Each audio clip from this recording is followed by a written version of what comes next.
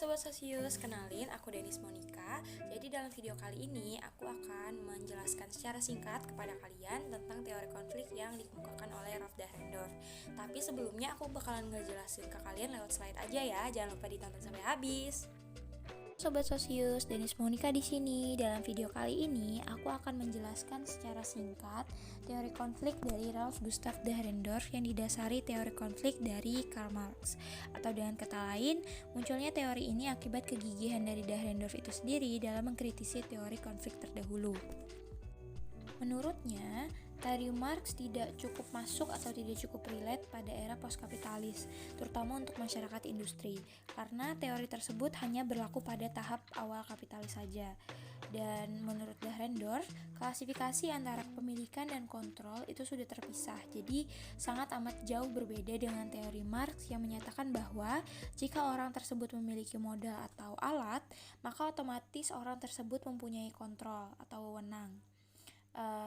Menurut Dahrendorf, kontrol dapat dimiliki oleh pihak yang mempunyai kemampuan dan diberikan wewenang atau otoritas.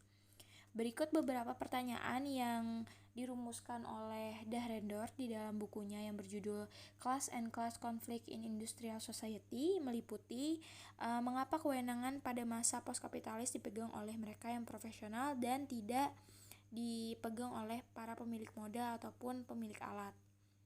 Lalu, mengapa konflik kelas dapat terjadi secara intens maupun violent? Dan terakhir, bagaimana upaya teoritis agar konflik kelas tidak terjadi baik secara intens maupun violent? Selanjutnya, si Dahrendorf juga memberikan kita beberapa kata kunci untuk membantu kita lebih paham terhadap teori yang dikemukakan oleh Dahrendorf. Kata kunci ini kita sebut sebagai elemen yang ada di dalam teori si Dahrendorf. Pertama ada kelompok sosial, mobilitas sosial, wewenang, dominasi, legitimasi, dan kepentingan laten. Karena adanya pemisahan antara kontrol efektif dan kepemilikan, sehingga memunculkan lahirnya kelas-kelas menengah baru, seperti kelas eksekutif pemegang saham homogen, manajer, dan lain-lain, yang makin memperjelas susunan di mana mereka yang punya keahlian dapat masuk dalam kelas menengah, dan para pekerja biasa dapat berada di kelas bawah. Contoh dari kasus ini ialah dalam suatu coffee shop, itu ada namanya head bar. Head bar sendiri memiliki wewenang penuh dalam menjalankan coffee shop. Berbeda dengan pekerja biasa seperti barista yang menjadikan head bar sebagai pihak otoriter, dan barista menjadi kelas pekerja biasa. Konflik yang terjadi adalah tidak adanya kesetaraan dalam pekerjaan, karena head bar seringkali menyuruh barista melakukan pekerjaan yang bukan job desk-nya. Dan ketika barista mencoba untuk melakukan protes, maka hal ini dianggap tidak berarti karena pemegang modal lebih percaya kepada pihak yang diberikan wewenang. Bahkan bisa saja barista yang melayangkan protes tersebut dipecat.